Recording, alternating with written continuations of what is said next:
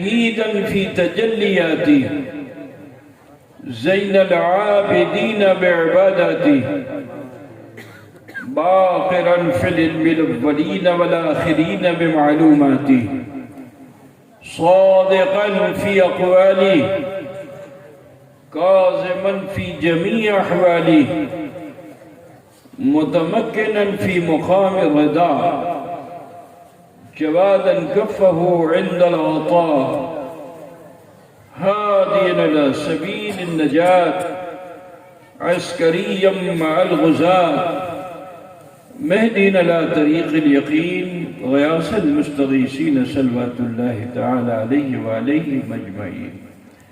أما بعد فأعوذ بالله من الشيطان الرجيم. بسم الله الرحمن الرحيم. قل لا أسألكم عليه أجرا إلا المودة في القربى. صدق الله مولانا العظيم وبلغنا رسوله النبي الأمي الكريم ونحن على ذلك لمن الشاهدين والشاكرين والحمد لله رب العالمين. ذی وقار علماء ملت اسلامیہ، شورائے اسلام نقیب جلسہ، ذکر خدا ذکر رسول سننے سنانے کے لیے حاضر ہوئے برادران اسلام، سماعت فرمانے والی خواتین اسلام، عزیز بچوں، نوجوان ساتھیوں، حصول سعادت و برکت کے لیے عقیدت و خلوص کے ساتھ آئیے ہم اور آپ مل کر آقائے نامدار مدنی تاجدار، غریبوں کے غمخوار، صاحب ابرار و خیار، سید عالم نور مجسم جناب محمد رسول اللہ صلی اللہ تعالی علیہ وآلہ وسلم کی بارگاہ بیکس پناہ میں جھوم کر ہدیے درود پاک پیش فرمانے. اللہم صلی علی سیدنا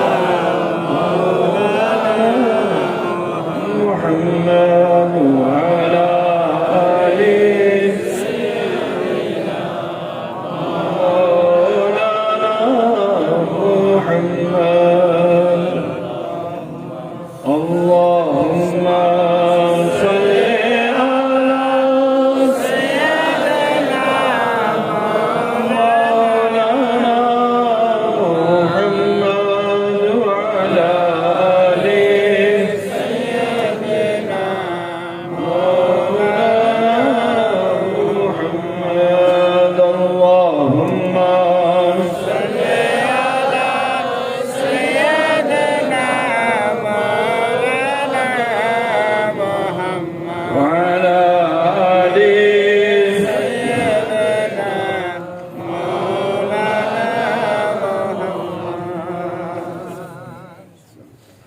کافی دیر سے ذکر خدا، ذکر رسول، علماء ملت اسلامیہ کے ذریعے ہم سماعت فرماتے رہے اور اپنے قلوب و اذہان کو مجلہ کرتے رہے. تھوڑی دیر کے لیے میں بھی حاضر ہو گیا ہوں. آپ حضرات سنیں گے بھائی؟ صحیح میں سنیں گے؟ وعدہ کر کے بھاگیں گے تو نہیں؟ آخری ٹائم میں تو بہت مشکل ہو جاتا ہے نا؟ صحیح معنوں میں سنیں گے نا؟ ٹھیک سے وعدہ ہو جانا چاہیے. بہرحال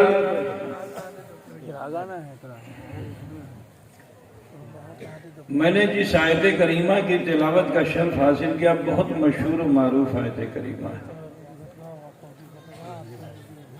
اللہ رب العزت ارشاد فرماتا ہے قُلْ لَا أَسْأَلُكُمْ عَلَيْهِ أَجْرًا إِلَّا الْمَوَدَّةَ فِي الْقُرْبَى.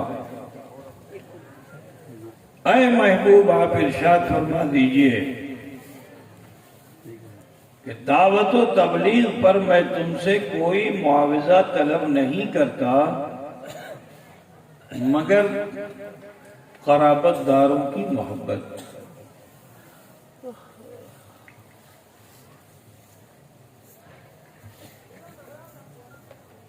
اللہ تبارک و تعالیٰ نے اس آیت کریمہ کا نزول ایسے موقع پہ کیا کہ جب صحابہ کرام کی محبت کا عالم یہ تھا کہ غبار راہ مدینہ کو بھی، غبار راہ مصطفیٰ کو بھی وہ اپنی آنکھوں کا سرما بناتے تھے۔ جب صرف حضور سے ہی محبت ان کی نہیں تھی،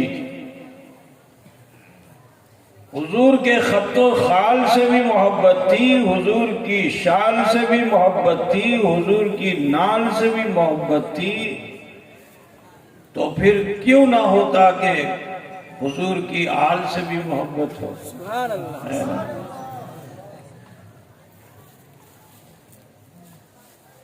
لیکن اللہ تعالیٰ نے حکم فرما دیا کہ اے محبوب آپ ارشاد فرما دیجئے کہ دعوت و تبلیغ پر تم سے کوئی اجرت طلب نہیں کرتا، لیکن میرے قرابت داروں کی بھالوباسا، میرے قرابت داروں سے محبت۔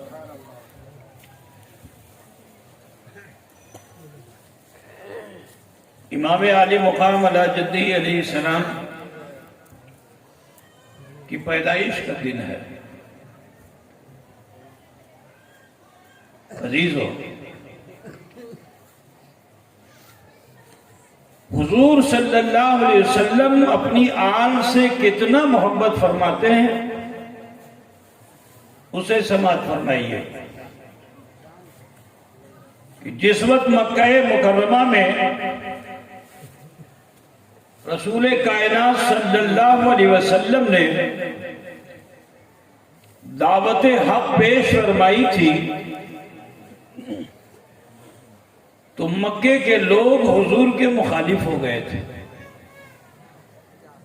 سماج تو سماج ہے، گھر والے مخالف ہو گئے تھے۔ سب سے پہلی مخالفت گھر ہی سے ہوئی۔ ابو لہب نے حضور کی اس دعوت پر کہ جب حضور صلی اللہ علیہ وسلم نے دعوت دی کہ قولوا لا الہ الا اللہ تفلحوا، ان باطل خداؤں کو چھوڑو، لا الہ الا اللہ کی گردان کرو، کامیاب ہو جاؤ گے۔ تو جانتے ہو ابو لہب نے حضور کی شان میں کیا گستاخی کی تھی؟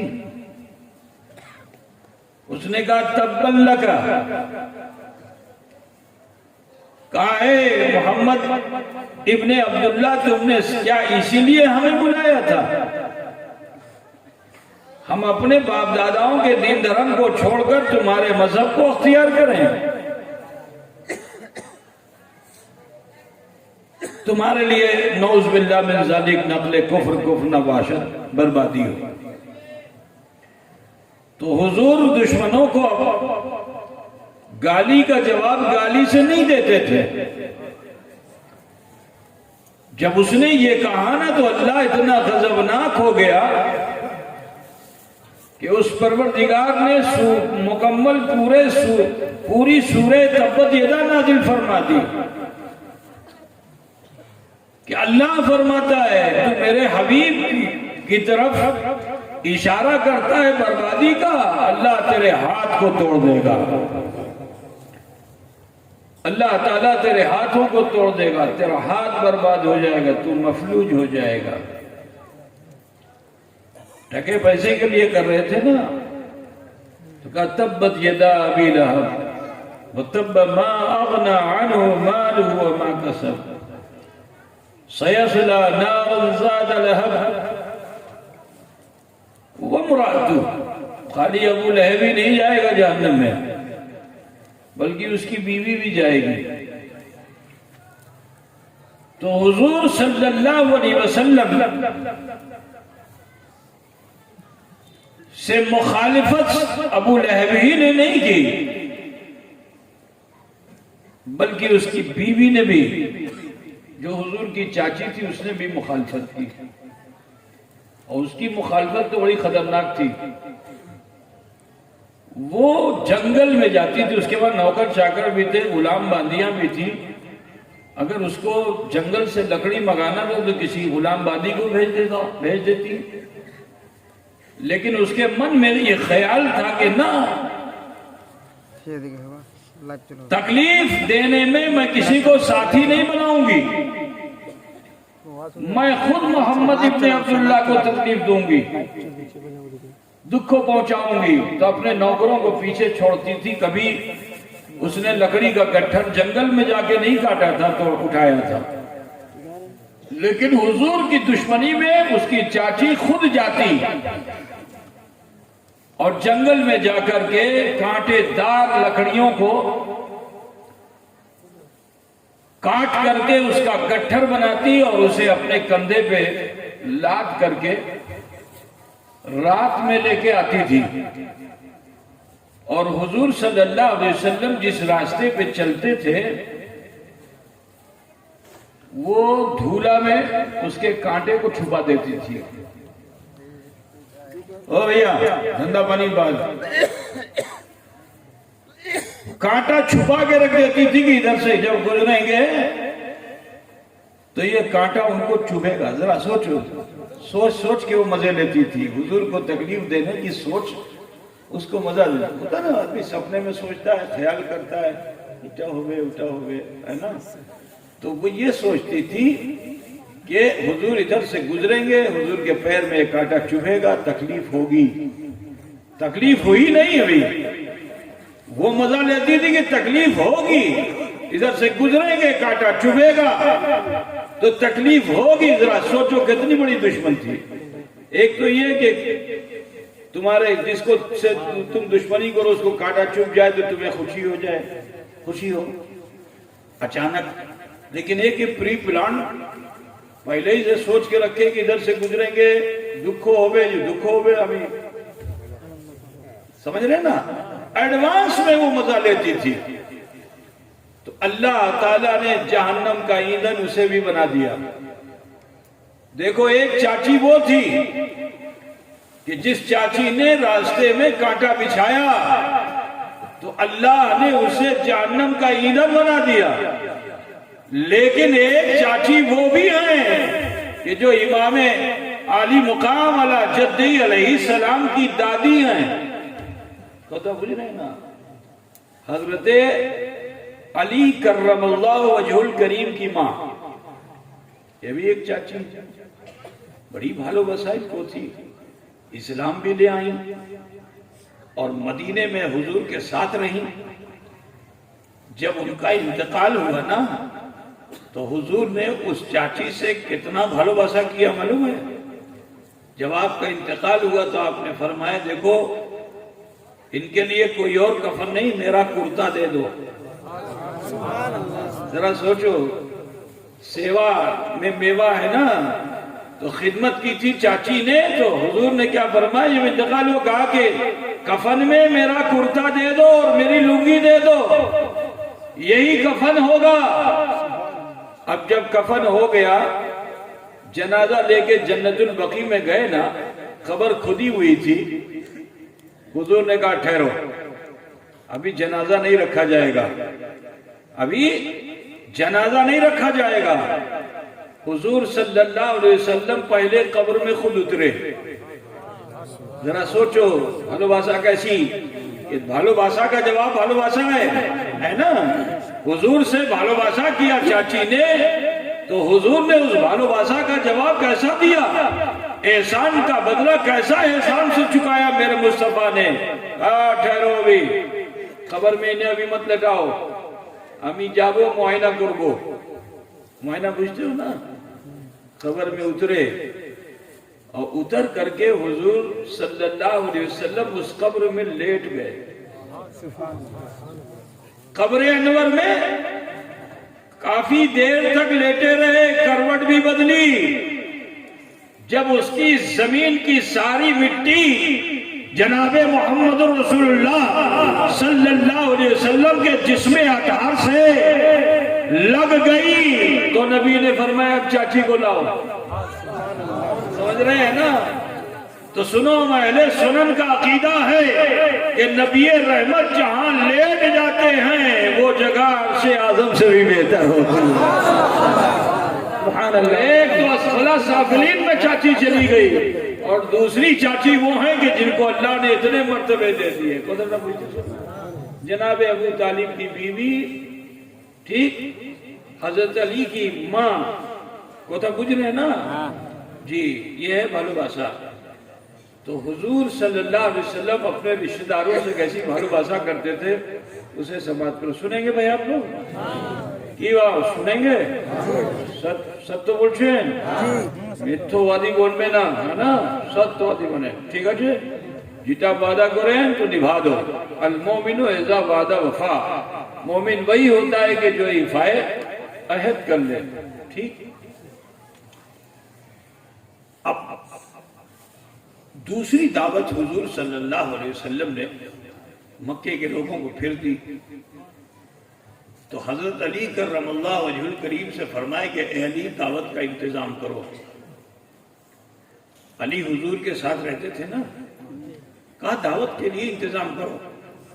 مکے کے جو قبیلے کے لوگ ہیں ان سب کو جمع کرو دعوت کے لیے انتظام کرو.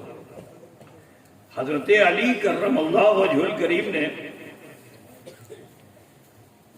ان کے پاس تو کوئی ٹکا پیسہ پتا نہیں تھا تو کہاں گئے اپنے بابا کے پاس جناب ابو طالب کے پاس اور کہا کہ مکے کے لوگوں کو دعوت دینی ہے.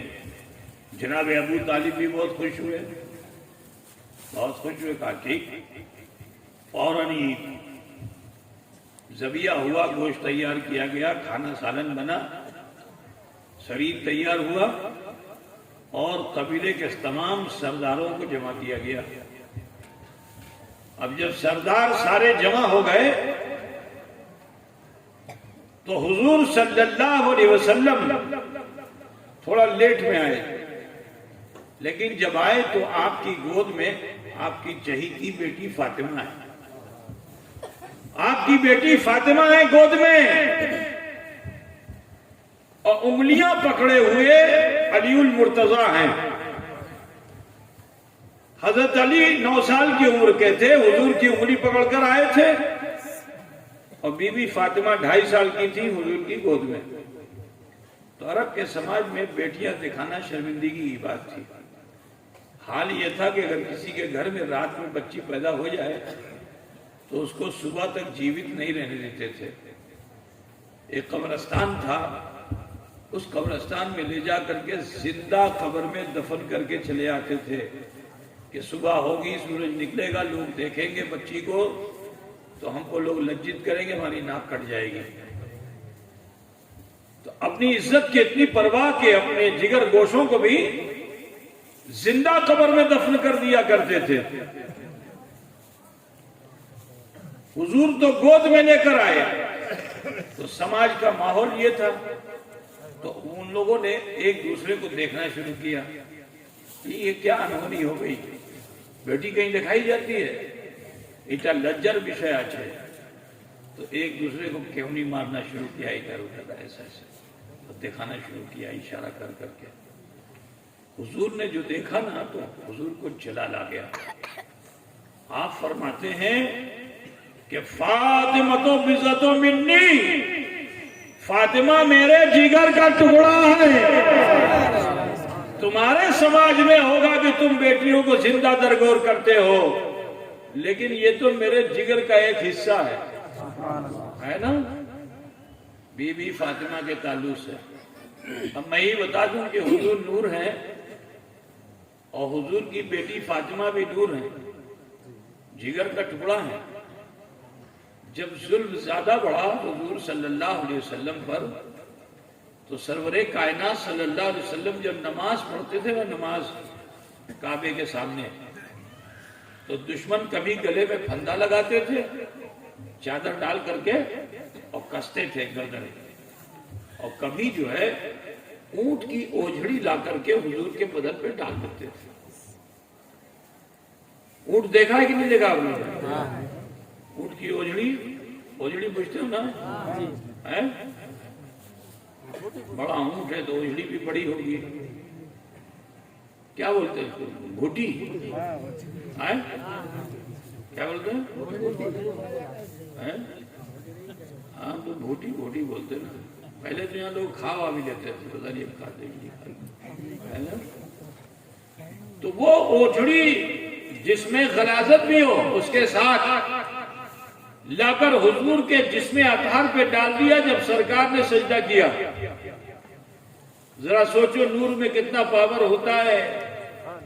بی بی فاطمہ 2.5 سال کی تھی، ام ہانی کے دروازے کی چوکھٹ پہ بیٹھی ہوئی تھی. آپ نے جو منظر دیکھا نا تو بڑے جلال میں آ گئی اور اپنے والد گرامی کے قریب آئیں. کہاں تو 10 لوگوں نے اس کو اٹھا کر کے لا کے رکھا تھا حضور کے بدن پہ، لیکن بی بی فاطمہ جو آئیں 2.5 سال کی تھی. ذرا سوچو کہ ان کے ہاتھوں میں اللہ نے کتنی قدرت دے رکھی تھی، کتنا پاور دے رکھا تھا کہ 2 ہاتھ سے اسے نہیں ہٹایا، 1 ہاتھ سے ہٹا کر کنارے کا لگا دیا اور ان تمام کفار و مشرکین کو برا بھلا کیا.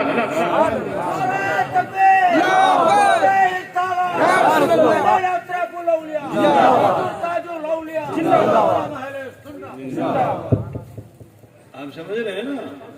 یہ ہے بی بی فاطمہ. قُلْ لَا أَسْأَلُكُمْ عَلَيْهِ أَجْرًا إِلَّا الْمَوَدَّةَ فِي الْقُرْبَى. اے محبوب آپ ارشاد فرما دیجئے کہ دعوت و تبلیغ پر میں تم سے کوئی معاوضہ طلب نہیں کرتا مگر تمہارے قرابت داروں کی محبت.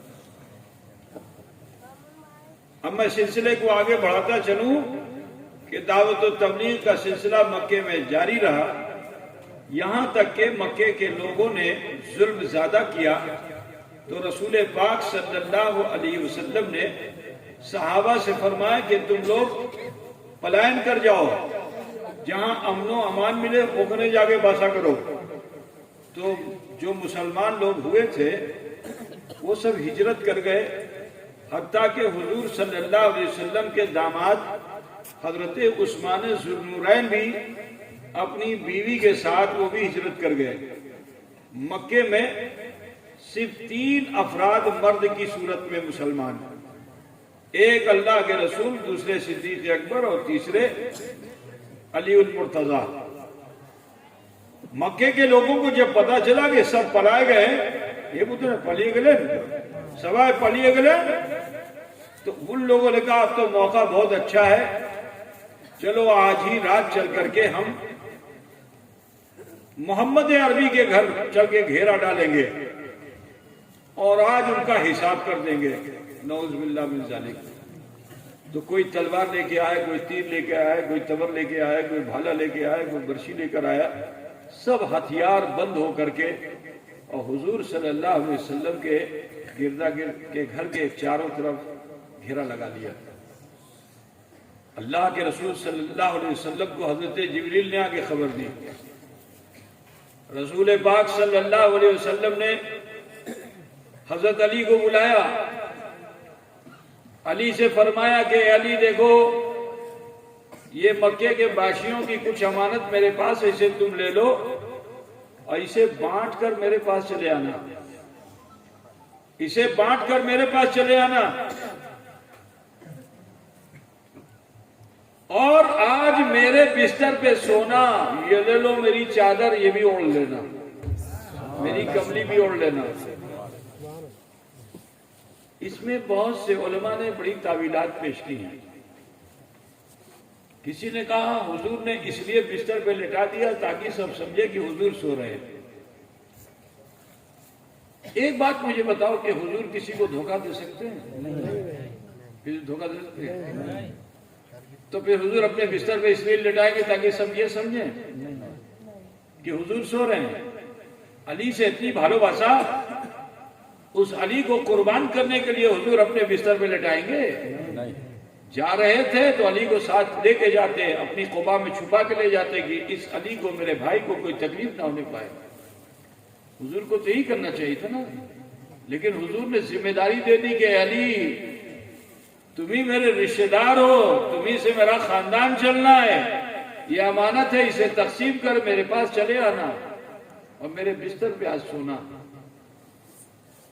تو حضرت علی کو بھی کہنا چاہیے تھا یا رسول اللہ اب تک تو میں جب سے آپ کے ساتھ ہوں بچپن سے آپ کا پیچھا نہیں چھوڑا، جہاں آپ گئے وہاں میں گیا، جہاں آپ رہے وہاں میں رہا، جو آپ نے کھایا وہ میں نے کھایا، جہاں آپ سوئے اسی کے پاس میں سویا۔ یا رسول اللہ یہ کیسے ہو سکتا ہے کہ دشمن باہر ہو اور آپ کو تنہا میں جانے دوں؟ نہیں نہیں یا رسول اللہ، کل تک تو میں آپ کے پیچھے پیچھے رہتا تھا، لیکن چلیے آج میں آپ کے آگے آگے رہوں گا، جو تیر آئے گا اسے میں اپنے سینے پہ لوں گا، جو تلوار چلے گی وہ اسے میں اپنے بازوؤں پہ لوں گا، لیکن یا رسول اللہ آپ پر آنچ نہیں آنے دوں گا۔ یہ علی کو بولنا چاہیے تھا کہ نہیں؟ بولو نا بھائی۔ لیکن علی بھی یہ نہیں بولے، اس کی وجہ کیا ہے؟ کیونکہ علی کا ایمان بہت پختہ ہے، علی کا ایمان بہت پختہ ہے۔ آج تو علی کی معراج ہونے والی ہے، علی کی معراج ہونے والی ہے، آج علی امین بننے والے ہیں، آج علی وسیع بننے والے ہیں۔ تو حضرت علی کا ایمان یہ بول رہا تھا کہ حضور تو جا رہے ہیں، حضور کو کوئی مضی شے ایذا پہنچا ہی نہیں سکتی ہے۔ ہاں میرے لیے موت کا آنا برحق ہے، مجھے موت تو ضرور آئے گی، موت میرے لیے لازمی ہے، لیکن میرے نبی نے فرما دیا ہے کہ میرے بستر پہ سو، صبح کو امانت تقسیم کر کے میرے پاس چلے آنا۔ تو علی کا ایمان یہ بول رہا ہے کہ موت تو برحق ہے، لیکن جب تک میں یہ امانت تقسیم نہیں کروں گا مجھے موت نہیں آئے گی۔ سبحان اللہ سبحان اللہ، نعرہ تکبیر، نعرہ رسالت، نعرہ حیدری، حضور اشرف الاولیاء، نعرہ تکبیر۔ جب تک یہ امانت تقسیم نہیں کروں گا ہمیں مار بونا، ہمیں جیوت تھاکو ای خان۔ علی کرم اللہ وجہ الکریم وہ ہیں کہ جن پر نماز 9 سال کی عمر میں فرض ہو گئی۔ ہم لوگوں پہ فرض کب ہوتی ہے؟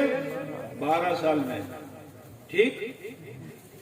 لیکن حضرت علی پہ 9 سال میں نماز فرض ہو گئی، کبھی نماز چھوڑی نہیں، اور راتوں کو جگنے والے علی ہیں، رات میں اٹھ کر خدا کو منانے والے ہیں، پوری رات قیام میں گزارنے والے ہیں، پوری رات سجدے میں گزارنے والے ہیں، رات میں سوتے ہی نہیں۔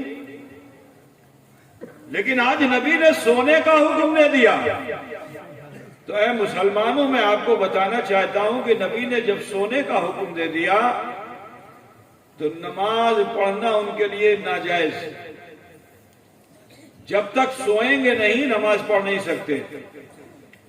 ابھی نماز پڑھنا عبادت نہیں ہے، بستر مصطفیٰ پہ سونا عبادت ہے۔ یدی علی اپنی عادت کی طرف آ جائیں تو گناہ، اور مصطفیٰ کی عطا پہ آ جائیں تو درجات کی بلندی معراج ہو جائے۔ اچھا میں آپ سب سے پوچھنا چاہتا ہوں پٹول ڈانگا کے لوگوں، خدا نہ خواستہ اگر یہ دن میں مشہور ہو جائے کہ رات میں کچھ بدماش جو ہیں وہ ہلہ بولنے والے ہیں، تو بولو کسی کو تمہارے گاؤں میں نیند آئے گی؟ سب تیاری میں رہیں گے، جگتے رہیں گے۔ جو بوڑھا بھی ہوگا نا، جس کو رات بھر کھانسی آتی ہے، اس کی کھانسی بھی بند ہو جائے گی۔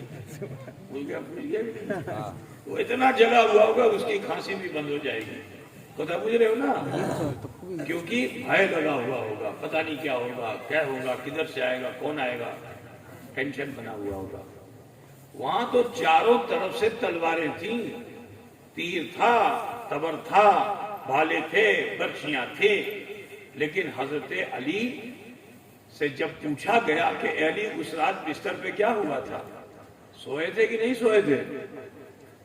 اتنی تلواروں کے بیچ میں سوئے تھے کہ نہیں سوئے تھے؟ تو حضرت علی فرماتے ہیں اس رات میں جیسا سویا تھا کبھی سویا ہی نہیں۔ اس رات میں جیسا سویا تھا کبھی سویا ہی نہیں۔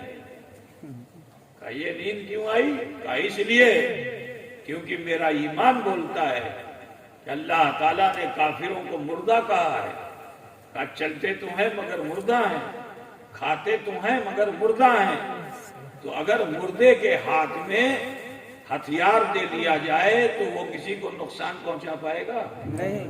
بولو، ہاتھ میں تلوار ایسے ایسے بالکل تنی ہوئی ہے، اکڑ گیا ہے ہاتھ مردے کا، ہاتھ میں تلوار ہے، نقصان ہوگا؟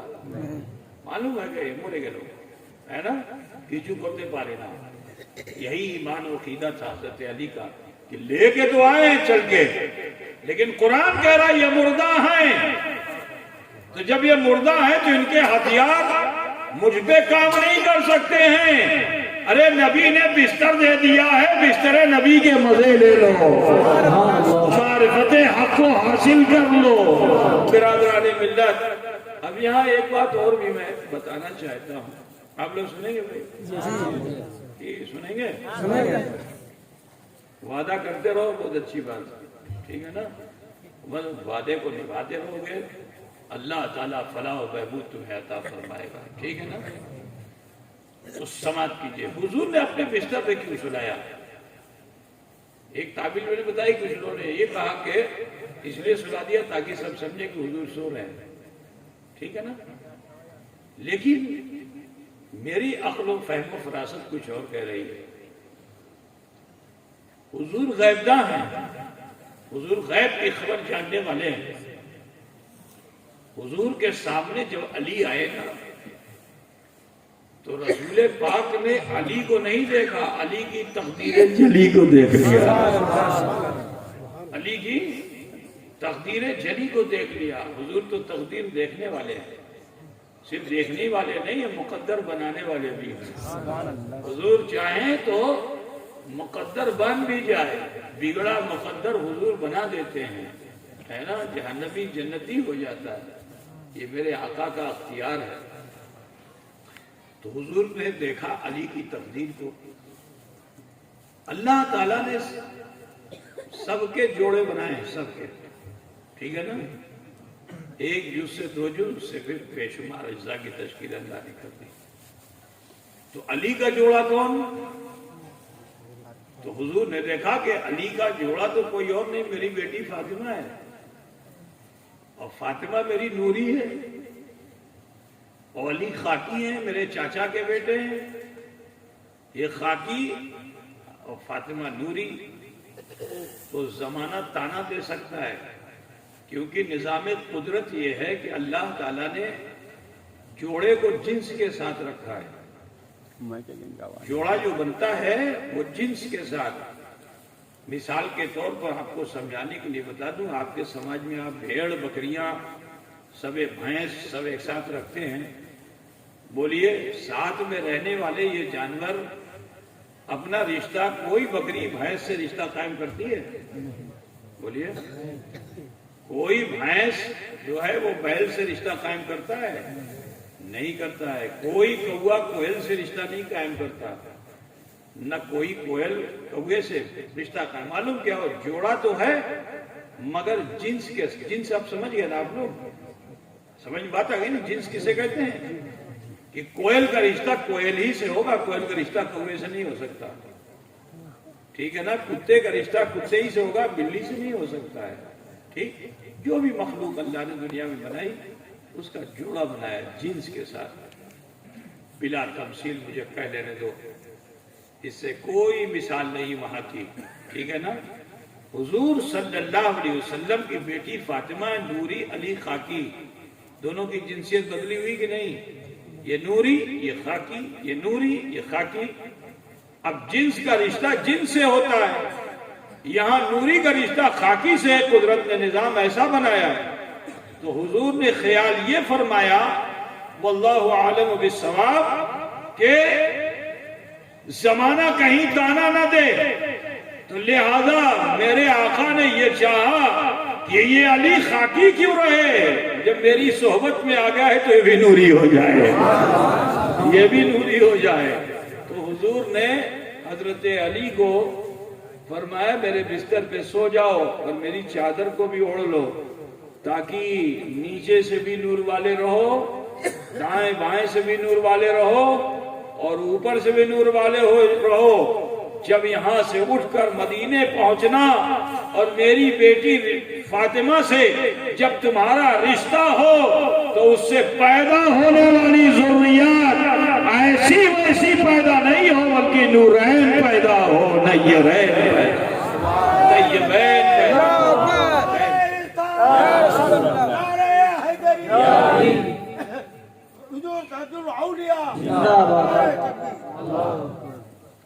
سنیں گے بھائی؟ وعدہ کرتے ہو نا؟ آخری وقت میں ضروری ہے وعدہ کرنا، معلوم ہے سب دھیرے دھیرے بھاگنا شروع کر دو۔ بھاگ جاؤ گے؟ نہیں بھاگو تو بہت اچھی بات ہے۔ تو آج میں چاہتا ہوں کیونکہ امام حسین کی پیدائش کا معاملہ ہے تو پیدائش سے پہلے رشتے کی، کہ رشتہ علی کا رشتہ جسے حضور نے مکے میں دیکھا تھا مدینے میں ہوا کیسے، سنیں گے؟ تو جب ہجرت کر کے حضور مکے سے مدینے پہنچے، بعدہ حضرت علی کرم اللہ وجہ الکریم پہنچے، سال دو سال چند سال 2 سال گزرے، ٹھیک ہے نا؟ تو بی بی فاطمہ جو تھی وہ جوان ہو چکی تھی۔ اب سیدہ فاطمہ جب جوان ہو گئی تو حضور صلی اللہ علیہ وسلم کے 2 بڑے چہیتے صحابی حضرت امیر المومنین سیدنا ابو بکر صدیق اور امیر المومنین عمر بن الخطاب رضی اللہ تعالی عنہما، ان دونوں لوگوں کو فکر ہوئی کہ رسول پاک کی بیٹی جوان ہو گئی۔ آج اس زمانے میں تو حالت یہ ہے کہ پڑوسی کے گھر بیٹی جوان ہو جائے تو لوگ نہ جانے کیسی کیسی نظریں رکھتے ہیں، خیالات رکھتے ہیں۔ میرے پیارے، مزاج کو بدلو، رشتوں کی اہمیت کو سمجھو۔ دیکھو حضور کے وہ صحابہ ہیں، انہوں نے جب دیکھا کہ حضور کی بیٹی جوان ہو گئی تو ان کو فکر ہوئی کہ رسول اللہ کی بیٹی کے لیے کوئی رشتہ مناسب دیکھنا چاہیے۔ تو انہوں نے بیٹھ کر کے ایک ایک انصار اور مہاجر کے نام کو لینا شروع کیا، ان کا بیٹا، ان کا بیٹا، ان کا بیٹا، ان کا بیٹا۔ جب یہ نام لیں تو وہ ریجیکٹ کر دیں، جب وہ نام لیں تو یہ ریجیکٹ کر دیں۔ دونوں حضرات شیخین پورے مدینے میں جتنے بھی صحابہ تھے سب کے گھروں میں جو بھی اس لائق جوان تھا اس کا ذکر کیا، مگر کہا نا یہ بھی فاطمہ کے لائق نہیں، یہ بھی فاطمہ کے لائق نہیں، ریجیکٹ ریجیکٹ ریجیکٹ۔ آخر میں حضرت عمر فاروق نے صدیق اکبر رضی اللہ تعالیٰ عنہ سے یہ کہا میرے دل میں ایک نام آ رہا ہے لیکن تھوڑی سی جھجک ہوتی ہے، بولوں کہ نہ بولوں؟ تو حضرت صدیق اکبر نے فرمایا کہ ہاں نہیں، بولیے بولیے، کیا کہنا چاہتے ہیں؟ تو کہا پورے مدینے میں انصار مہاجرین میں مجھے کوئی جوان فاطمہ کے لائق دکھتا نہیں ہے، لیکن اگر فاطمہ زہرا کا رشتہ علی سے ہو جائے تو اس سے بہتر کوئی رشتہ نہیں ہوگا۔ تو جب یہ خیال پیش کیا تو حضرت صدیق اکبر نے عرض کیا، فرمایا کہ اے عمر، ارے تم نے تو میرے دل کی بات کہہ دی، یہی تو میں بھی چاہتا تھا، یہی میں بھی چاہتا تھا۔ اب مسئلہ یہ ہوا کہ تو ہو گیا، ٹھیک ہے، ہم لوگ تو ایگری ہو گئے۔ اب ضروری یہ ہے کہ لڑکا بھی راضی ہو، لڑکی بھی راضی ہو۔ کہ علی سے چل کے پوچھتے ہیں۔ اب حضرت علی کو جو تلاش کرنے لگے تو حضرت علی کرم اللہ وجہ الکریم نہ تو مسجد نبوی میں ملے، نہ اصحاب صفہ کے چبوترے میں ملے، نہ کسی صحابی کے گھر ملے۔ ڈھونڈتے ڈھونڈتے لوگ بگان میں چلے گئے، مزرعہ میں۔ اب جو مزرعہ میں گئے تو دیکھا کہ ایک مزرعہ میں، کھجور کے بگان میں، حضرت علی کرم اللہ وجہ الکریم، وہ یہودی کا بگان تھا، کنویں سے پانی نکال رہے ہیں، مزدوری کر رہے ہیں۔ وعدہ کیا تھا کہ دن بھر میں 80 ڈول نکالو گے تو مزدوری ملے گی، جو بھی درہم و دینار طے ہوا ہوگا۔ جانتے ہو وہ ڈول کیسا تھا؟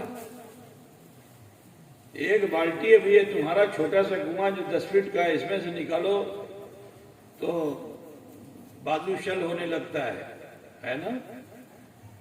وہاں تو 150 200 300 فٹ نیچے پانی ہے، اب وہاں سے پانی نکالنا ہے، وہ بھی چھوٹا نہیں، وہ بڑا چمڑے کا برتن، وہ چمڑے کا ڈول ہوتا تھا جس میں تمہارے وہاں کی جو 20 لیٹر کی بالٹی ہے اگر اس میں 5-7 ڈال دی جائے تو بھی کم پڑے گی، اتنا بڑا ڈول ہوتا تھا۔ آپ لوگوں نے نہیں دیکھا ہوگا اس کو، چمڑے کا بنتا تھا، اس کے چاروں طرف سے ہک بنا رہتا تھا، اسی ہک میں رسی لگی رہتی تھی، ٹھیک ہے؟ اب وہ ڈبویا جاتا تھا، اس میں پانی بھرتا تھا، اس کے بعد پھر اس کو اوپر اٹھایا جاتا تھا۔ حضرت علی کرم اللہ وجہ الکریم 1-2 ڈول نہیں 80 ڈول کے وعدے پر مزدوری کر رہے تھے، 80 ڈول نکالنا ہے۔ یہ لوگ جب پہنچے تو دیکھا کیا کہ حضرت علی کرم اللہ وجہ الکریم پانی نکال رہے ہیں۔ جیسے ہی دور سے دیکھا حضرت عمر نے، جو دیکھا نا بہت دیر سے تو نظر نہیں آئے تھے، تو جب نظر پڑی تو کہا یا علی تعالیٰ ہونا یہاں آؤ یہاں آؤ، اے علی یہاں آؤ، اے علی یہاں آؤ۔ تو حضرت علی کا تقویٰ کیسا ہے،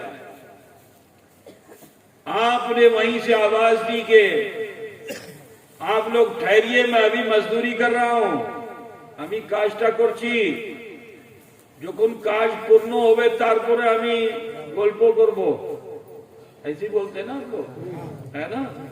کاشتا پورن ہوئے তারপরে গল্প করব। دونوں کو بتا دیا کہ او فلاں গাছ کے نیچے বসো, আমি পরে আসবো, এখনই আমি কথা বলতে পারবো না। تو جانتے ہو حضرت علی نے جب 80 ڈول پورا نکال لیا پانی، ہم لوگوں نے، میں آپ کو تجربے کے طور پر بتانا چاہتا ہوں کہ مدینہ شریف ہم لوگ گئے تو وہاں 1-2 کنویں ہیں پرانے، اس کنویں پہ ہم لوگ گئے تو وہاں وہ 100-150 فٹ نیچے پانی تھا اور وہ بھی بالکل ایسے لگا ہوا پانی۔ اب اتنی چھوٹی سی ڈولچی تھی، اس ڈولچی کو اس میں ڈالو تو ادھر ڈالو تو ادھر جائے، ادھر ڈالو تو ادھر جائے، بڑی مشکل سے اس میں کچھ پانی جمع ہوا۔ اور وہ سیدھا کنواں نہیں ہوتا، وہ چٹان ہوتی نا، تو اب چٹان کو کاٹا تو کبھی ادھر کٹ گئی تو ادھر کٹ گئی، معلوم ہوا ایسے نکلا ہوا ہے، کھونچا نکلا ہوا ہے۔ اب اس کو جو ہم لوگوں نے کھینچا، اتنی چھوٹی سی تھی، اس کو جو کھینچا تو وہ جھولے پانی، کیونکہ پورا بھرا ہوا پانی ہوتا نہیں تھا، بڑی مشکل سے تو پانی اس میں آتا تھا، کیونکہ پانی تھوڑا ہی سے لگ رہا تھا۔ مشکل کرو، خوب لگاؤ تو تھوڑا پانی آیا، کچھ بوجھا محسوس ہوا تو اس کو اوپر اٹھایا، معلوم ہوا کھینچتے کھینچتے وہ چٹان کا جو کونا نکلا ہوا تھا جا کے اسی بالٹی ٹکرا گئی۔ اب جو ٹکرا گئی تو آدھا سے زیادہ پانی وہاں گر گیا، جو اوپر نکالا تو معلوم ہوا تھوڑا سا پانی اس کے اندر ہے۔ تو آسان بات نہیں، اس میں ہم لوگ تھک گئے۔ حضرت علی، وہی میں سوچ رہا تھا کہ مولا علی مشکل کشا نے کیسا مجاہدہ کیا، ذرا خیال کیجئے کہ اس کنویں سے پانی آپ نکالتے تھے، مزدوری کرتے تھے آپ نے 80 ڈول نکالا، وہ بھی بہت بڑی ڈول۔ ترکی میں جو میوزیم ہے، اس میوزیم میں وہ ڈول بھی رکھا ہوا ہے، حضرت علی کرم اللہ وجہ الکریم کا وہ ڈول جس سے آپ پانی نکالتے تھے، وہ ڈول بھی وہاں رکھا ہوا ہے۔ عزیزوں،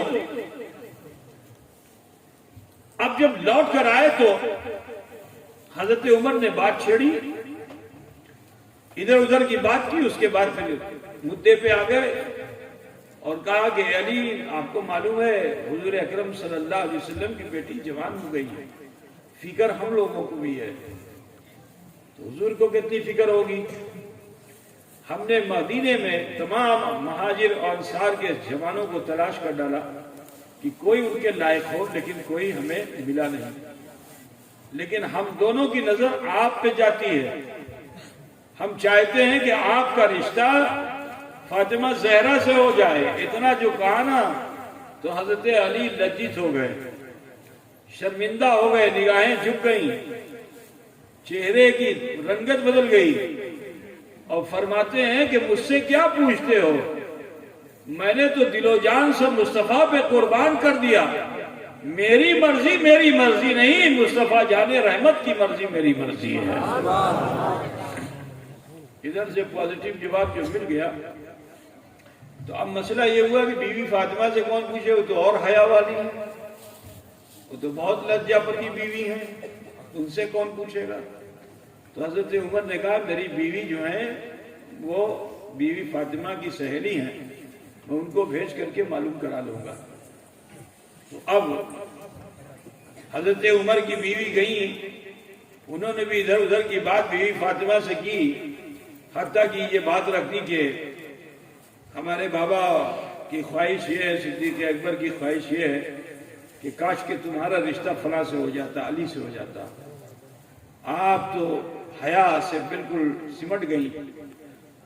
سمٹ گئی اور آنکھ میں آنسو آ گئے آپ کے، اور یہی کہا کہ میری مرضی کیا ہے، مرضی تو مصطفیٰ جان رحمت کی ہے۔ اب معاملہ یہ ہوا کہ حضور سے بھی معلوم کر لیا جائے۔ جب حضور صلی اللہ علیہ وسلم سے معلوم کرنے کے لیے دونوں شیخین گئے، سرکار کی بارگاہ میں عرضی لگائی اور یہ بات رکھی کہ یا رسول اللہ، فاطمہ جوان ہو چکی ہیں اور ہم لوگوں کے نے یہ سوچا ہے کہ بیوی فاطمہ کا رشتہ علی سے کر دیا جائے۔ تو میرے رسول صلی اللہ علیہ وسلم نے برجستہ فرمایا کہ اے ابو بکر و عمر، تم نے تو میرے دل کی بات کہہ دی۔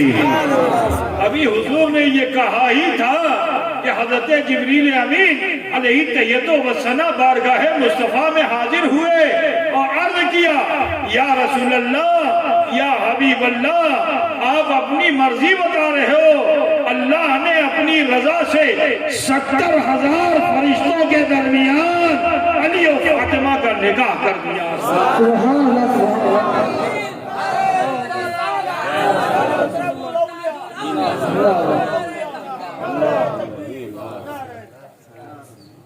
تو اس علی و فاطمہ کے بیٹے حسنین ہیں جن کے تعلق سے رب فرما رہا ہے قُلْ لَا أَسْأَلُكُمْ عَلَيْهِ أَجْرًا إِلَّا الْمَوَدَّةَ فِي الْقُرْبَى۔ اے محبوبہ، آپ ارشاد فرما دیجئے دعوت و تبلیغ پر تم سے کوئی معاوضہ طلب نہیں کرتا مگر تمہارے قرابت داروں کی محبت ہے نا۔ تو جانتے ہو جب یہ رشتہ ہوا تو حسن و حسین کی جب پیدائش ہوئی تو سوچو انصار و مہاجرین میں کتنی خوشی ہوئی ہوگی۔ حضور انہیں کاندھے پہ سوار کر کے چلتے، جب کاندھے پہ بٹھا لیتے حسن و حسین کو تو حضرت عمر یہ کہیں کہ کتنی اچھی سواری ہے، کیا کہیں، کتنی اچھی سواری ہے۔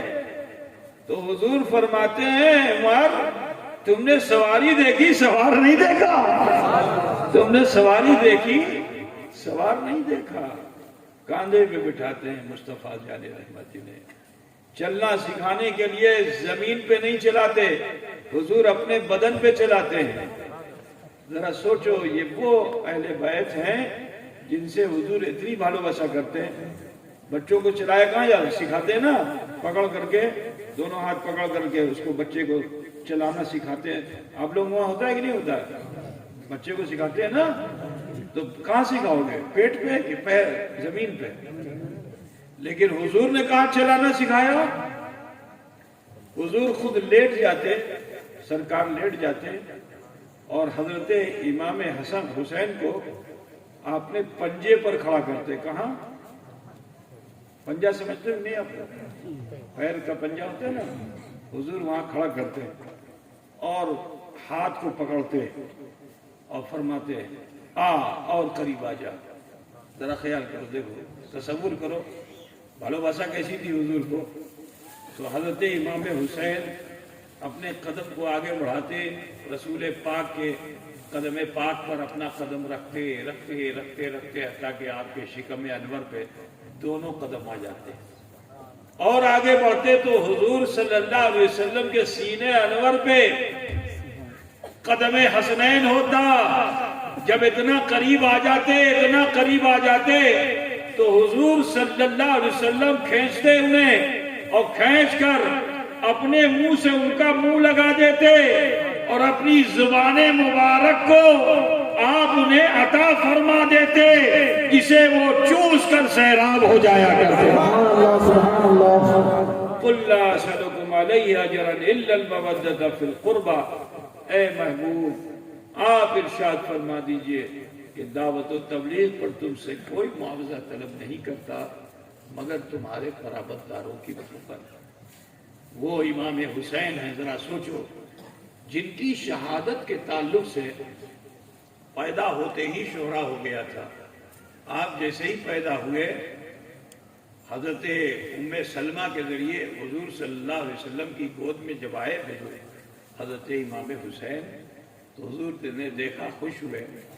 اتنی دیر میں حضرت جبریل آ گئے اور آ کر کے یہ عرض کیا، یا رسول اللہ، یا حبیب اللہ، آپ کا یہ نواسہ جو ہے یہ کربلا کی سرزمین میں زمین تف میں عراق کے علاقے میں شہید کر دیا جائے گا. اگر آپ اجازت دیں تو اس کی مٹی بھی میں آپ کو پیش کر دوں.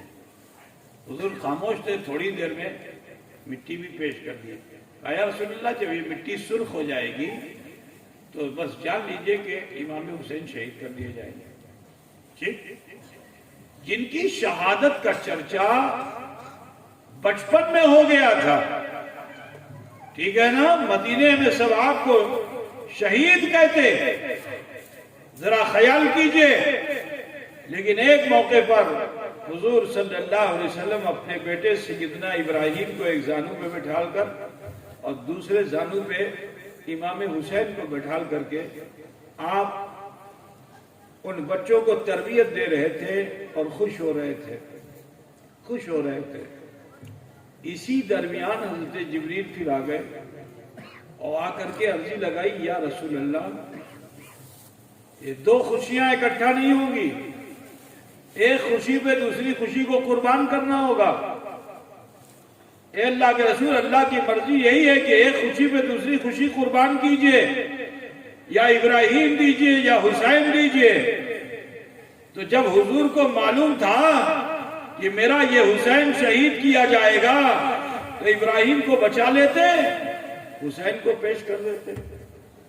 لیکن میرے مصطفیٰ کو معلوم ہے کہ اسلام کو زندگی کس سے ملنی ہے، اسلام کو بقا کس سے ملنی ہے، اسلام کو دوام کس سے ملنا ہے. تو رسول پاک نے خیال کیا کہ اگر حسین کو کچھ ہوگا تو مجھے بھی تکلیف ہوگی اور میری بیٹی فاطمہ کو بھی تکلیف ہوگی. تو حضور نہیں چاہتے کہ میری بیٹی فاطمہ کو تکلیف ہو. کہا ابراہیم کو کچھ ہوتا ہے تو مجھے ہی تکلیف ہوگی. تو آپ نے حسین پر ابراہیم کو قربان کر دیا. مطلب پوچھتے چلا بابا. تو یہ اہل بیت وہ ہیں کہ جس پر اللہ کے رسول صلی اللہ علیہ وسلم نے اپنی آل کو قربان کر دیا. یہ اہل بیت اطہار وہ ہیں. یہی وجہ تھی کہ اگر صدیق اکبر منبر پہ بیٹھ جاتے اور امام حسین آ کر یہ کہتے، انزل انزل، اتر جائیے، یہ میرے نانا کا منبر ہے، تو حضرت صدیق اکبر خفا نہیں ہوتے تھے، اتر جاتے اور امام حسین کو اٹھا کے اپنی گود میں رکھ لیتے اور یہی فرماتے، ہاں یہ آپ کے نانا کا منبر ہے. عزیزان گرامی، حضرت عمر فاروق کا عالم یہ تھا کہ آپ کے بیٹے ہیں، حضرت روایت ہے یہ، اس میں کچھ اختلاف بھی ہے لیکن بیان کرنے میں کوئی حرج نہیں ہے. ٹھیک ہے، حضرت عبداللہ ابن عمر آپ کے بیٹے، وہ ہم عمر تھے حضرت امام حسین کے. تو مدینے میں آپس میں کسی کھیل میں لگے ہوئے تھے. کبھی ہوتا ہے نا دوستوں میں کوئی ڈسپیوٹ ہو جاتا ہے، ہو گیا ڈسپیوٹ. اب جو ڈسپیوٹ ہوا تو حضرت امام حسین نے فرمایا کہ تم کیا بولتے ہو، تمہارے باپ بھی میرے نانا کے غلام ہیں، تمہارے باپ میرے نانا کے غلام ہیں. اتنا جو سنا نا تو چہرہ تمتما گیا. حضرت عبداللہ ابن عمر کو بڑے جلالی تھے، جلالی باپ کا جلالی بیٹا.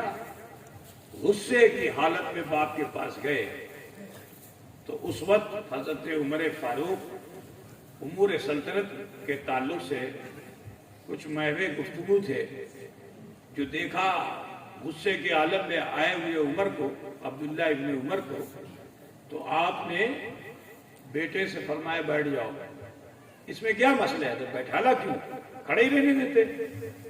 اس میں مسئلہ یہ ہے کیونکہ حضور نے فرمایا کہ جب غصہ آئے، غصہ پوچھتے بھی نہیں، راگ بولتے ہیں نا، تو راگ کو راکھ اگر کرنا ہے تو کھڑے مت رہو، بیٹھ جاؤ۔ حضور نے کیا فرمایا؟ بیٹھ جاؤ، پھر بھی نہ غصہ تھمے تو کیا کر لو؟ پھر وضو کر لو۔ پتہ بجھ رہا ہے نا جی، وضو جو ہے آگ کو بجھا دیتا ہے، غصے کو بجھا دیتا ہے۔ پتہ بجھ گیا نا؟ عزیزو سماعت فرمائیے۔ تو وہ بٹھا دیا ان کو، جب تھوڑا مزاج ٹھنڈا ہو گیا، کس لیے آئے؟ کہا حسین نے ایسا کہا ہے۔ اتنا جو سنا نا تو کہا کیا کہا؟ کہا یہ کہا کہ آپ ان کے نانا کے غلام ہیں۔ کہا پھر سے بتاؤ کیا کہا؟ کہا یہ کہا کہ آپ ان کے نانا کے غلام ہیں۔ کہا ایسا کرو، جاؤ ان سے لکھوا کے لے آؤ، جاؤ ان سے لکھوا کے لے آؤ۔ عبداللہ ابن عمر بڑے خوش ہوئے کہ چلو ٹھیک ہے، اب تو لکھت فرمان جب ان سے مل جائے گا تب تو ابا سزا دیں گے ہی۔ گئے، کہا کہ اے حسین جو آپ نے کہا وہ لکھ کے دے دیجئے۔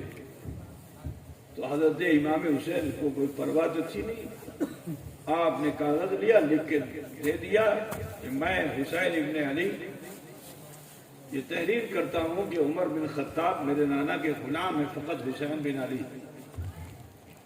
چٹھی لکھ کر کے دے دیا۔ اب وہ چٹھی لے کر کے پھر وہ پہنچے، دیکھا حضرت عمر نے دوسرے چوما بھی سر پہ رکھا اور کہا مجھے سند مل گئی بیٹے، جب میرا انتقال ہو جائے تو اسی چٹھی کو میرے سینے پہ رکھ دینا، میری بخشش کا سامان ہے۔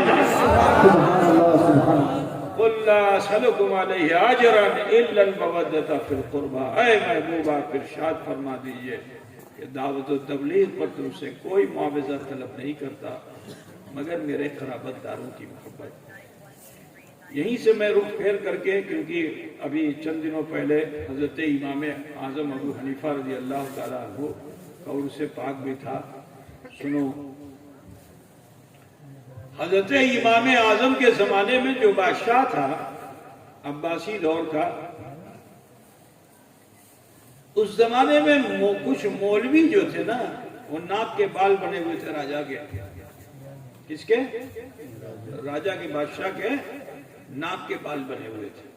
ناک کا بال سمجھتے ہو نا؟ نہیں سمجھتے ہو؟ اتنے قریب کے ناک کے بال بنے ہوئے تھے اور الٹے سیدھے فتوے دلوا کر کے نقصان پہنچاتے رہتے تھے۔ ہر دور میں ایسے مولوی مفتی ہوتے ہیں، بات سمجھے نا؟ تو اس زمانے میں اہل بیت کا احترام ایسا کہ پورا عراق اہل بیت کا احترام کرتا تھا، پوری دنیا کرتی تھی اہل بیت کا احترام۔ تو کوئی پیون لگا ہوا کپڑا پہن کے سید زادہ اگر شہر میں نکلتا تو دکاندار اپنی دکان چھوڑ کر کے جا کے کوئی ان کا ہاتھ چومتا، کوئی پیر چومتا۔ بادشاہ ڈھول تاشے مجیرے کے ساتھ نکلتا، فوجیوں کو لے کر نکلتا، گاتا بجاتا نکلتا، اونٹ سجا کے نکلتا، لیکن کوئی اٹھ کر کے اس کا استقبال بھی نہیں کرتا تھا۔ تو اب سب نے جو ہے، مولوی لوگوں نے یہ کہا کہ دیکھیے آپ شہر سے نکلتے ہیں، کوئی کھڑا بھی نہیں ہوتا ہے، اور یہ سید زادے لوگ جو نکلتے ہیں تو لوگ ان کا احترام کرتے ہیں، کہیں ایسا نہ ہو کہ یہ کفر و شرک تک چلے جائیں۔ ابھی تو ہاتھی پیر چومتے ہیں، سجدہ نہ کرنے لگے، تو لہذا سیدوں کو قتل کر دینا چاہیے، سادات کرام کو قتل کر دینا چاہیے۔ بہت سے مفتیوں نے استفتاء کیا اور دستخط بھی کر دیا، لیکن اس دور میں حضرت نعمان بن ثابت رضی اللہ تعالیٰ عنہ اتنے بڑے جید عالم تھے کہ سارے مولوی ان سے ڈرتے تھے۔ تو بادشاہ کو یہ سمجھائے کہ دیکھیے اس فتوے پر دستخط کروا لیجئے نعمان بن ثابت سے. اگر نعمان بن ثابت دستخط کر دیں گے تو پھر کوئی مولوی اعتراض نہیں کرے گا. بادشاہ نے فرمان بھیجا, استفتاء بھی بھیجا کہ اس پہ دستخط کر دیجئے, آپ کو چیف جسٹس بنا دیا جائے گا. نعمان بن ثابت حضرت امام اعظم جن کے ہم مقلد ہیں, آج تو افسوس ہے کہ لوگوں کو معلوم ہی نہیں کہ ہم کس مسلک پہ ہیں. مسلک کے بڑے نعرے لگاتے ہیں لیکن ہمیں معلوم ہی نہیں ہمارا مسلک کیا ہے. 4 مسلک ہے, 5واں 6واں کوئی مسلک نہیں ہے. سمجھ رہے ہیں نا؟ انہی 4 مسلک میں ایک مسلک ہے مسلک امام اعظم. آج سنی مسلمان جانتے ہی نہیں ہے. مسلک امام شافعیہ, مسلک امام حنبل, مسلک امام بتا پاؤ گے مسلک امام. تو 4 مسلک ہے اور اسی 4 مسلک پہ پوری شریعت گھوم رہی ہے. کتھا بجھ رہے نا؟ ٹھیک ہے. آج افسوس ہے کہ سنی مسلمان جانتا ہی نہیں ہے. نعرے بہت لگاتا ہے مگر یہ نہیں جانتا کہ مسلک کیا چیز ہے. افسوس کہ ہمارے علماء اس طرف عوام کو متوجہ بھی نہیں کراتے. بہت ضروری ہے کہ اس طرف متوجہ کرایا جائے. ٹھیک ہے نا؟ عزیزان گرامی خیال فرمائیے کہ امام اعظم کے پاس جب یہ آیا تو آپ نے فرمایا تو ہرگز منظور نہیں ہے. نبی کی آل کے خلاف اور میرا قلم چلے, ایٹا ہوتے پارے نا, ایٹا ہوتے پارے نا, ایٹا ہوتے پارے نا. برادران ملت خیال کیجئے, بادشاہ نے جو یہ سنا تو چڑ گیا, فوراً ان کو قید کر دو, ان کو قید کر دو. تو امام اعظم کو مقید کر دیا گیا اور اندھیری کوٹھی میں رکھا گیا. کھانا پینا مشکل سے دیا جاتا. حضرت امام اعظم رضی اللہ تعالیٰ عنہ وہ ہیں کہ اہل بیت کی محبت ایسی کہ اپنے پورے علم کو اہل بیت پہ قربان کرتے ہیں. صرف 2 سال حضرت جعفر صادق کے جب مرید ہوئے تو 2 سال آپ نے امام جعفر صادق کے ساتھ گزارا. ان سے پوچھا گیا آپ کی عمر کیا ہے؟ کہا میری عمر کل 2 سال ہے. کیا بات کرتے ہیں, آپ کی عمر تو اتنی زیادہ ہے. کہاں جو کچھ کیا تھا وہ گما دیا, اصل 2 سال ہی وہ عمر ہے کہ جو میں نے جعفر صادق کے ساتھ گزار دی ہے. خدا بجھ رہے ہو نا؟ آخر کار حضرت امام اعظم قید و مہنجی, آپ کے پیروں میں زنجیریں باندھ دی گئی, ہاتھوں میں ہتھکڑیاں لگا دی گئی, چلنا پھرنا بند کر دیا گیا آپ کا. کہا لکھ دو آزادی مل جائے گی. کہا مجھے ساری مشقت منظور ہے لیکن یہ منظور نہیں ہے کہ میں کسی نبی کی آل کے خلاف اپنے قلم کو چلوں. بات سمجھ رہے ہیں نا؟ حتیٰ کہ اسی حال میں آپ کی شہادت ہوئی. آپ کی شہادت اسی حال میں ہوئی, جیل خانے کے اندر, قید کے اندر. امام شافعی اتنی محبت کرتے تھے اہل بیت سے کہ لوگوں نے کہا ہے تو آپ راضی ہو گئے. تو حضرت امام شافعی فرماتے ہیں کہ اگر آل نبی کی محبت رفض ہے تو مجھ سے بڑا راضی کوئی نہیں ہے. بات سمجھے نا میرے پیارے؟ اس دور میں ہمارے زمانے میں اعلیٰ حضرت فاضل بریلوی نے اہل بیت اطہار کی محبت سکھائی اور بتائی کہ اہل بیت اطہار کی محبت کیا ہے, بھالوباسا کیا ہے. سنو, بریلی میں ایک سید صاحب تھے, شراب پیتے تھے. غور سے سنیے گا, شراب پیتے تھے, شراب مد کھاتے تھے. اور جہاں اعلیٰ حضرت جسولی محلے میں رہتے تھے وہ جگہ کا نام نالا ہے. کیا ہے؟ وہ راستے ہی کو نالا کہتے ہیں. برسات میں دیکھو تو 4 فٹ پانی بہتا ہی رہتا ہے. نالا اسی کے اوپر جسولی محلہ, وہاں پہ اعلیٰ حضرت کا آبائی مکان تھا. ابھی جہاں آپ کا مزار ہے وہ تو بات کی جگہ ہے, پہلی جگہ وہ جہاں ان کا آبائی مکان ہے. تو وہ سید صاحب جو تھے شرابی, نشے کی حالت میں اسی جگہ پہ گر گئے نالے میں. اعلیٰ حضرت فاضل بریلوی نے جو دیکھا تو آپ گئے اور آپ نے ان کو اٹھایا اور اٹھا کر کے اپنے گھر لے آئے اور خود سے ان کو نہلوایا، ان کے لیے نئے کپڑے بنوائے، انہیں نیا کپڑا پہنوایا اور اپنے ہاتھوں سے انہیں نوالا کھلایا، اپنی مسند پہ بٹھالا۔ تو لوگوں نے کہا حضور ایک شرابی کی اتنی تعظیم آپ کیوں کرتے ہیں؟ کہا وہ ان کا عمل تھا کہ وہ شراب پیتے ہیں، لیکن ان کی رگوں میں جو خون دوڑ رہا ہے وہ تو جناب محمد رسول اللہ کا تھا۔ سبحان اللہ۔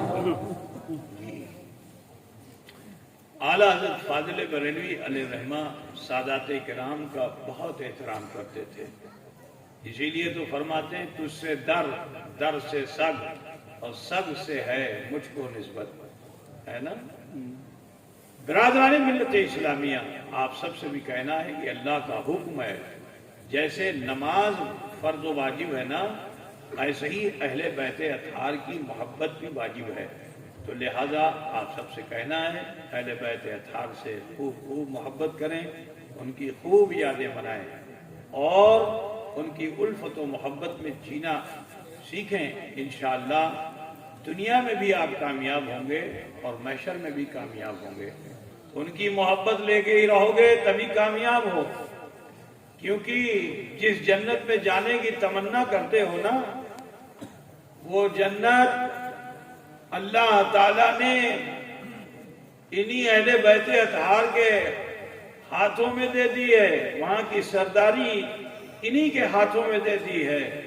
بی بی فاطمہ کو خاتون جنت بنا دیا گیا، اور جانتے ہو اہل بیت اطہار کو سردار جنت بنا دیا گیا، جنتی جوانوں کا سردار بنا دیا گیا۔ تو لہذا آپ سب سے کہنا ہے کہ اہل بیت اطہار سے الفت و محبت رکھیے اور ان کے خوب چرچے کیجیے۔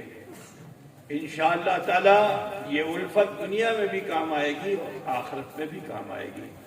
وقت کافی ہو چکا ہے، بات آگے اور نہیں بڑھائی جا سکتی ہے، بس اتنا کہنا ہے کہ آؤ اہل بیت اطہار کا سہارا لے کر اللہ رب العزت کی بارگاہ میں معافی کے طلبگار ہو جائیں۔ اگر سچے من سے ہم نے توبہ کر لی، پہاڑ کے بوجھ کے برابر بھی اگر گناہ ہوں گے تو اللہ اسے معاف فرما دے گا۔ تو لہذا آپ سب سے کہنا ہے کہ دو زانوں بیٹھ جائیے جیسے نماز میں بیٹھتے ہیں، سبھی لوگ میں چلے سبھی، اور تھوڑی دیر کے لیے دھیان لگائیے کہ ہم سے کیا بھول ہوئی، کیا خطا ہوئی، ہمیں کی بھول کھلم کی کھوتی کھلم جیٹا کھوتی سمپورن کھوتی اللہ کاچے پیش کری دیں۔ اللہ غفور آچے، اللہ رحیم آچے، ہمار تمہار سوائی کے گناہ اللہ معاف کر دے انشاءاللہ تعالی۔ اپنے اپنے سروں کو جھکا لیجئے، من میں جھانکیے، دیکھیے ہمار بالیاوستھا کے مدن چھلو، کشوراوستھا کے مدن چھلو، বৃদ্ধাবস্থা কে ওদের আছে কি আমি কিছু ভুল করলাম কি করলাম না, যদি কিছু ভুল ত্রুটি সেটা আল্লাহর কাছে পেশ করিয়ে দেন। আল্লাহ গফুর আছে, আল্লাহ রহিম আছে, صدقہ ملے گا اہل بیت کا انشاءاللہ تعالی۔ ڈھیر سارے گناہوں کو اللہ تعالیٰ ضرور بے ضرور معاف فرمائے گا۔ بیٹھ جاؤ تمہیں بڑے بڑے، اپنے ہاتھوں کو نابی پہ باندھ دیجئے، ماں بہن بیٹیاں سینے پہ باندھ لیں، تھوڑی دیر کے لیے دھیان لگائیں۔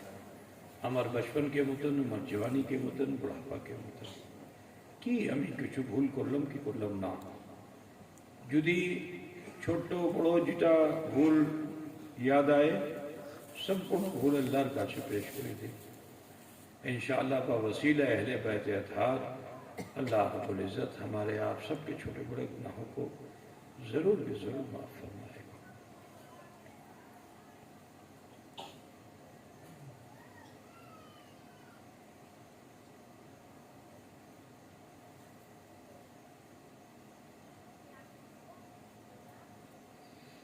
پڑھیے جیسے میں پڑھتا ہوں، بسم اللہ الرحمن الرحیم، لا الہ الا اللہ محمد رسول اللہ، اللہ ہی معبود ہے، محمد رسول اللہ صلی اللہ علیہ وسلم اللہ کے سچے رسول ہیں۔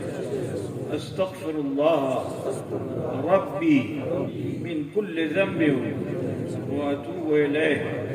اے اللہ، تیری بارگاہ میں سچے دل سے سب چھوٹے بڑے گناہوں سے ہم توبہ کرتے ہیں اور ہم وسیلہ چاہتے ہیں تیرے محبوب سید عالم نور مجسم احمد مصطفیٰ محمد مصطفیٰ صلی اللہ علیہ وسلم۔ حضرات گرامی و خواتین، آپ سب نے مل کر توبہ کی۔ جن لوگوں نے بھی سچے من سے توبہ کر لی وہ یقین جان لیں اس وقت اللہ تعالیٰ نے آپ کے سارے چھوٹے بڑے گناہوں کو معاف فرما دیا۔ یہ میرا چیلنج نہیں ہے، حضور صلی اللہ علیہ وسلم کا فرمان علی شان ہے۔ رسول رحمت صلی اللہ علیہ وسلم ارشاد فرماتے ہیں التائب من الذنب کمن لا ذنب لہ، گناہوں سے توبہ کرنے والا انسان ایسا ہو جاتا ہے گویا اس نے کوئی گناہ کیا ہی نہیں۔ بحمدہ تعالیٰ اللہ تعالیٰ نے ہمیں توفیق بخشی۔ ضروری ہے کہ اپنی آنے والی زندگی کو بہتر بنائیے، غلط کاموں سے اپنے آپ کو بچائیے، نیک عمل کیجیے۔ آج ہماری بدعمالیوں کے سبب آپ دیکھ رہے ہو حالات کیسے بد سے بدتر ہوتے جا رہے ہیں۔ 1400 سال میں لوگوں نے قرآن میں کمیاں تو نکالی لیکن کسی میں ہمت نہیں ہوئی کہ وہ اس پر کسی کورٹ میں مقدمہ قائم کر سکے۔ آپ سمجھ رہے ہیں نا؟ لیکن آج ہماری کمزوری کی وجہ سے دشمن مخالف اتنا آگے بڑھ چکا ہے، اللہ تعالیٰ اس کو ذلیل کرے گا، مردود کرے گا۔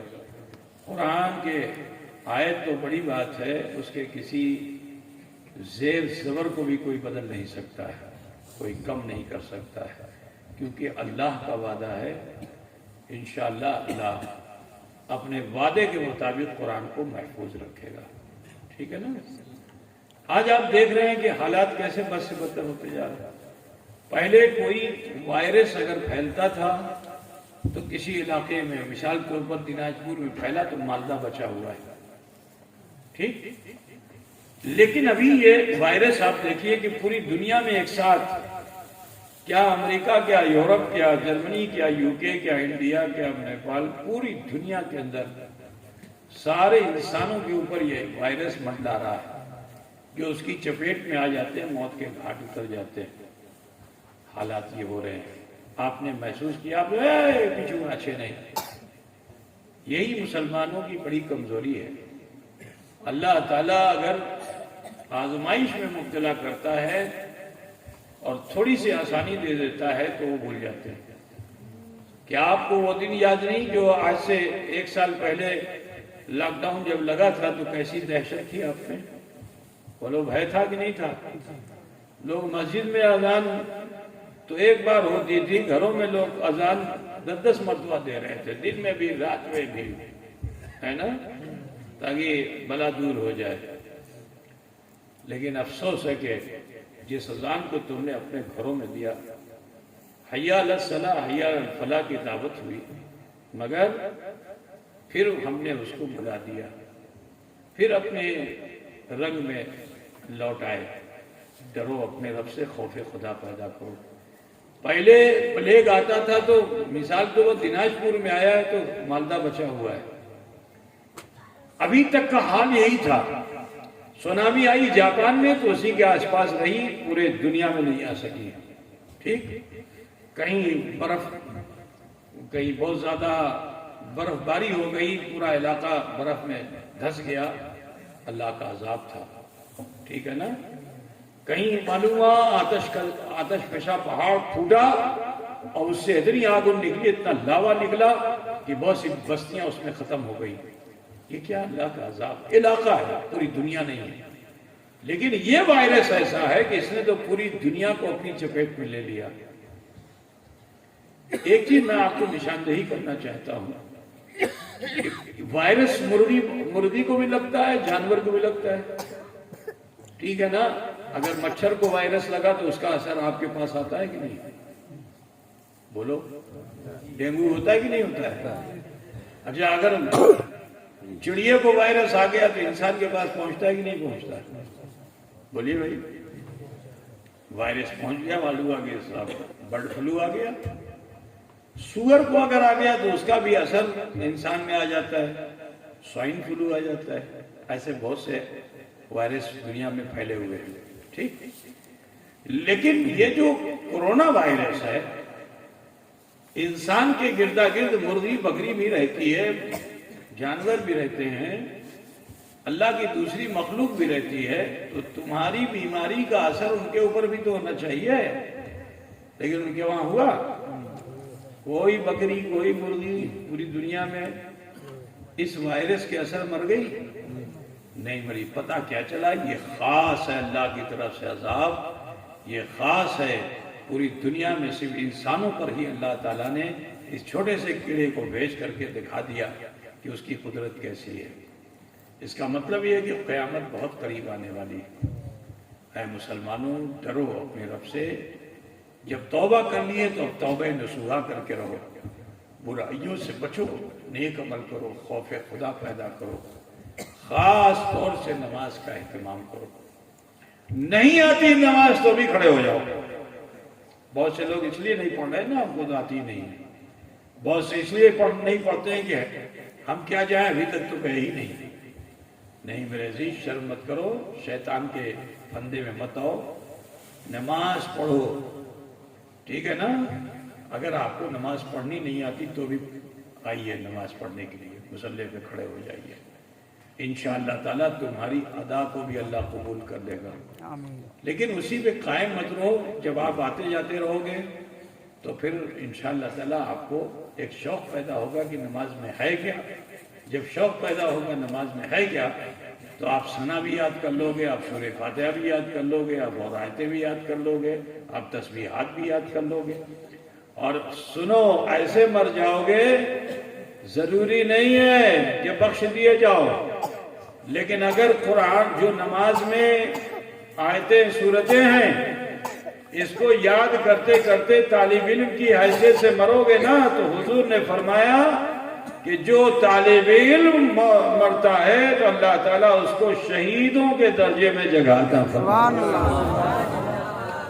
अगर मुसलमान ये तय कर ले मुझे सूरह फातिहा याद करना है, दुनिया की कोई ताकत कमजोर से कमजोर इंसान को भी सूरह फातिहा याद करने से रोक नहीं सकती है, ठीक है ना। क्योंकि अगर आप ऐसे नहीं याद कर पा रहे हो तो रोजाना एक आयत को वजीफा बना लो। मिसाल के तौर आपने अल्हम्दुलिल्लाह रब्बिल आलमीन का वजीफा किया दिन भर, तो दिन भर अगर करोगे तो शाम को याद होगा कि नहीं याद होगा?